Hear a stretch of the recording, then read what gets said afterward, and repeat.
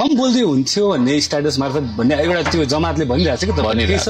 भन्नुपर्ने उहाँहरूलाई म त उहाँहरूलाई भन्छु अझै धेरै बोल्नुपर्ने हो यहाँ म नभ्याएर हो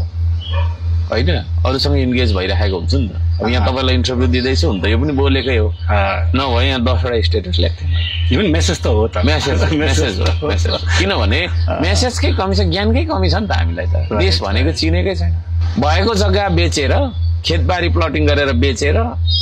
आएको पैसा ब्याङ्क ब्यालेन्समा राख्छु अनि त्यसको ब्याजले म भात खान्छु केटाकेटीलाई पाल्छु केटाकेटी पढाउँछु भन्ने हामी छौँ छैन भन्नु त त्यो देखिन्छ त्यसो भने देशै बेचिदिउँ त भन्नेहरू पनि होला अब ठुलो स्केलको तपाईँको भूमाफियाहरू है किडनी बेच्ने हो किडनी क्या है दसैँमा लुगा लगाउनु पर्छ अलिक राम्रो गहना होइन छिमेकीले त राम्रो आइफोन बोकेको छ आफ्नो छैन किडनी बेच्दै भाइ त्यो टाइपको क्या बुद्धि क्या नेपालीको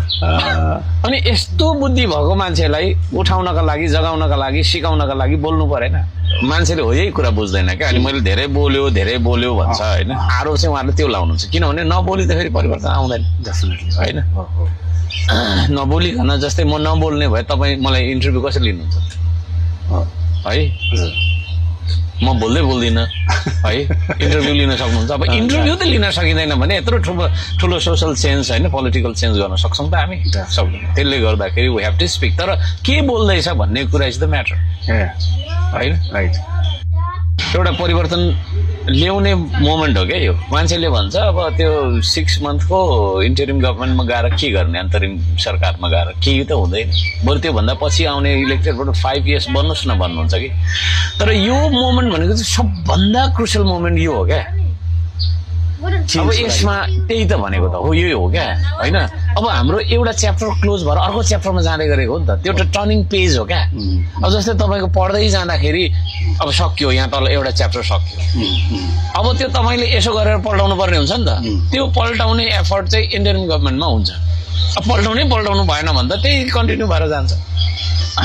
यो देशको मालिक को हो भन्ने कुरा क्या यो देशको मालिक विदेशी शक्ति हो कि यो देशको मालिक राजा महाराजा हो कि यो देशको शक्ति जनता हो म चाहिँ यो देशको शक्ति यो देशको मालिक चाहिँ जनता हो भन्ने पक्षको मान्छे हो नि होइन अब कतिले भन्छ शक्ति केन्द्रमा नधाएर त मिनिस्टर नभएको भन्छ होइन कतिले भन्छ तपाईँको चाहिँ नि फल्नालाई तैँले नढोगेर फल्नालाई तपाईँको चाप्लोसी चाकडी नगरेर त नभएको भन्छ यदि म मन्त्री बन्ने अथवा चाहिँ नि भनौँ न एउटा त्यस्तो तपाईँको चाहिँ नि जिम्मेवार ठाउँमा पुग्नका लागि मैले विदेशीको चाकडी गर्नुपर्छ अथवा कहीँ कतै शक्ति केन्द्रमा धाउनुपर्छ भने सार्वभौम सत्ता त जनतामा देखिएन नि